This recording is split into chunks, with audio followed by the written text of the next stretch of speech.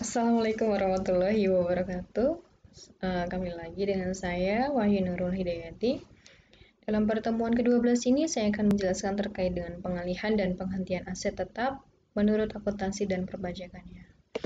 Baik, teman-teman pasti akan bertanya-tanya ya, bagaimana sih cara pengalihan dan penghentian aset menurut akuntansi dan perpajakan? Apakah sama ataupun berbeda? Yuk kita bahas. Sebenarnya bisa diilustrasikan ya teman-teman terkait dengan penghentian atau pengalihan aset.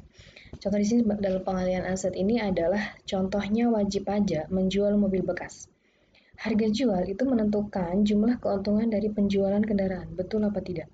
Betul dong. Ya, biaya perolehan akan menentukan besarnya penyusutan yang akan dikurangkan dari total penghasilan bruto. Sesuai dalam pasal 10 Undang-Undang PPH itu ada mengatur biaya perolehan, pengalihan harta, dan penentuan nilai pemakaian persediaan.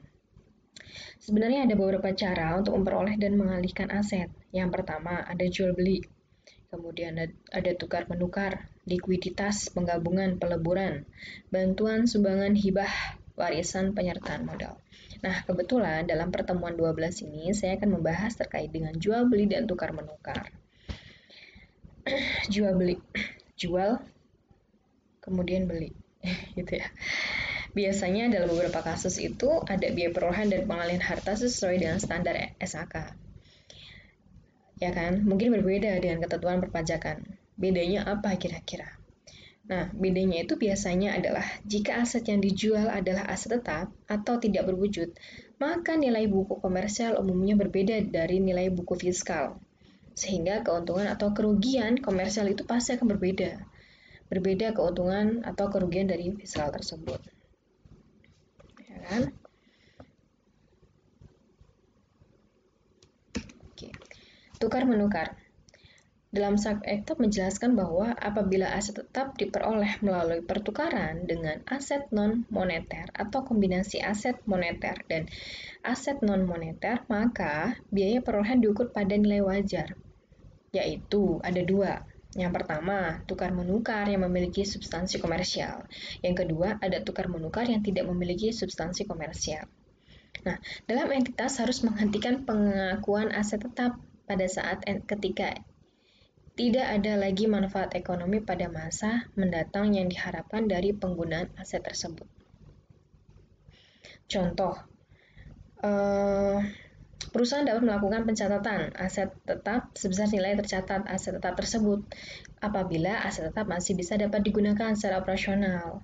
Namun, ketika memang aset itu tidak bisa memberikan manfaat atau tidak dapat lagi digunakan, maka perusahaan itu harus mengakui keuntungan atau kerugiannya.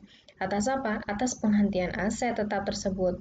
Tetapi keuntungannya tidak boleh diklasifikasi sebagai pendapatan. Gitu ya, karena itu berbeda.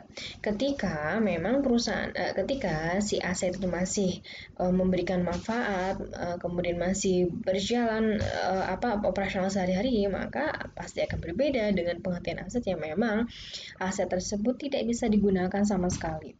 Dan itu perusahaan juga harus menanggung, mau rugi mau untung atas penghentian aset tersebut, perusahaan juga harus menanggungnya.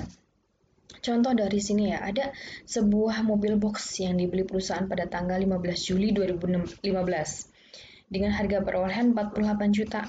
Nah, di sini estimasi masa manfaat mobil box itu menurut akuntansi 6 tahun, namun berbeda dengan pajak. Pada tanggal 31 Desember 2016 ternyata mobil box tersebut dijual dengan harga 40 juta. Nah, sekitar ada 1 tahun ya, 1 tahun lebih ya, 1,5 tahun ya. Nah, metode penyusutan yang digunakan menurut akuntansi dan perpajakan itu garis lurus. Nah, di sini kita harus hitung dulu akumulasi penyusutan. Untuk akumulasi penyusutan akuntansi, 48 juta dibagi 6 ya. 6 ini adalah masa. Tadi contoh adalah mobil box dibeli perusahaan pada tanggal 15 Juli 2015, kemudian dijual tanggal 31 Desember 2016. Kalau teman-teman melihat dari kasus ini, kita ada dua ya, ada akuntansinya dan ada pajaknya. Nah, dari sisi akuntansi ini kita melihat ada akumulasi penyusutannya. Kita hitung ya untuk akumulasi penyusutan menurut akuntansinya itu 48 juta dibagi 6 tahun dikali 1. 6 dibagi 12 ya kan? Sama dengan 12 juta. Gitu kan? Nah, kalau dari sisi perpajakannya di sini kita melihat ya ada objek pajak PPH, ada objek pajak PPN. Ada yang tahu objek pajak PPN dan pasal berapa? Nah, ini masuk pasal 16D. Masih ingat ya, ada objek pajak PPN itu ada pasal 4 ayat 1 huruf A, B, C, D, E, F, G, H. Kemudian ada pasal 16C dan pasal 16D. Kan? Nah, kebetulan ini adalah objek pajak PPN pasal 16D. Isinya apa? Terkait dengan penyerahan aset oleh PKP yang menurut tujuan awalnya tidak untuk diperjualbelikan. Awalnya perusahaan ini adalah beli mobil box, itu adalah untuk operasional perusahaan. Tapi suatu ketika tanggal 31 Desember 2016, si perusahaan itu atau si wajib pajak tersebut adalah menjual aktifannya, menjual mobil boxnya, sehingga pada saat penjualan itu maka dia dikenakan PPN. Karena apa? Dia merupakan objek pajak PPN pasal 16D. Nah, kita lihat akumulasi penyusutan pasal perpajakan adalah 12,5% tarifnya ya, dikali dengan harga perolehannya dikali 1. 5 dibagi 12, 8.500.000.